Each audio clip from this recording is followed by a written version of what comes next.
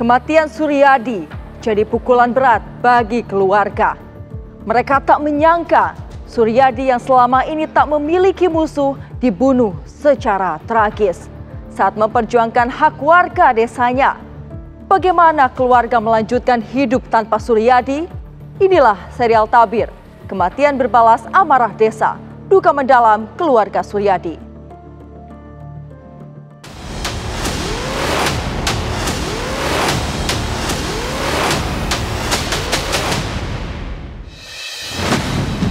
Masyarakat Kampung Gunung Agung tidak ingin menerima lagi kepala kampungnya.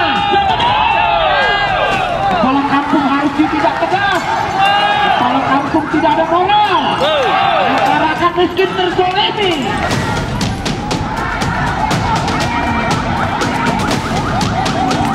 Ada polisi datang.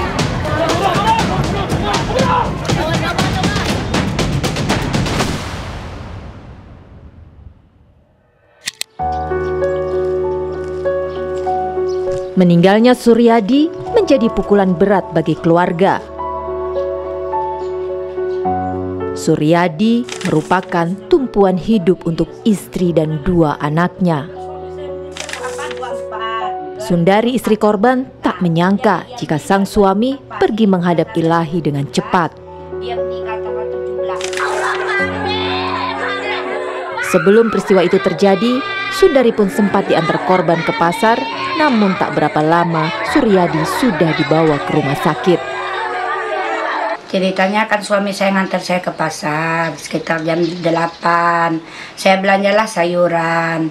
Terus udah selesai, saya taruh lah.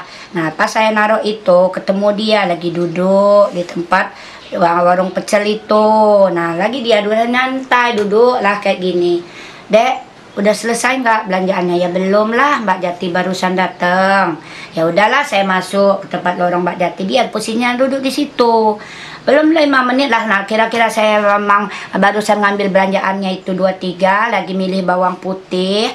Nah, terus orang jadi terjadilah dia berantem.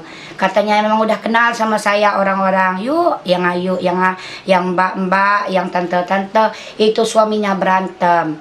Keluarlah saya sambil bawa bawang putih itu. Nah, terus terjadi saya lihat nah, suami saya langsung jatuh. Dan toh itu diangkat orang yang tukang jual ikan langsung ke UGD. Saya memang gak ada tenaga lagi. Saya bawa orang pulang, anak cewek pulang ke rumah. Terus balik lagi ke UGD. Memang dia gak ada nyawa lagi.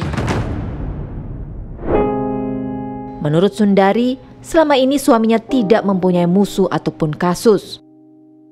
Suaminya hanya membela masyarakat agar haknya bisa terpenuhi. Dia nggak pernah cari keributan, tanyalah selidikin sama tetangga. Kapan kami orang berantem? Nggak pernah.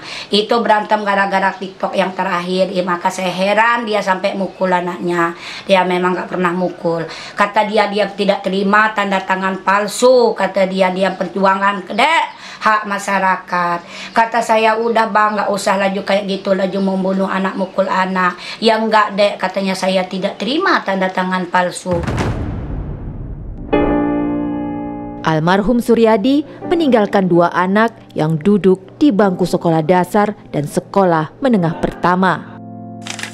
Kini tak ada lagi yang memenuhi kebutuhan sekolah kedua anaknya, karena Suryadilah yang mencari nafkah selama ini. Lagi kecil om, lagi butuh biaya. Itu yang saya bilang, biaya sekolah kayak mana nak? Papi saya ini memang buku gaji 100. Apakah cukup kita makan nak? Apakah enggak? Kata saya, memang kamu orang pasti hidup nak, memang jamin hidup. Tapi untuk masa depannya saya kepengen kayak orang. Kata saya ngomong, apa layak enggak kayak orang.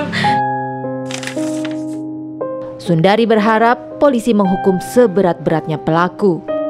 Saya ikut hukum sesuai dengan undang-undang, sesuai dengan pasal. Ya pasalnya kayak mana, undang-undangnya kayak mana. Terus kalau rencana saya, sakit hati saya ya. Dia istilahnya dia itu kan udah pembunuhan berencana dia itu ya. Saya minta seumur hidup kalau dari saya. Saya minta seumur hidup. Itu aja dari saya.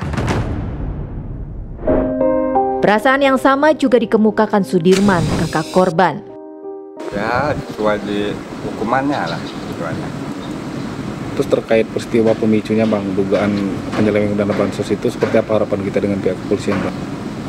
Ya minta para pemerintah ya cepat-cepat urusin, biarin jangan berlalu kan, terus-terus berlarut. Jangan berlarut. Ya, berlarut.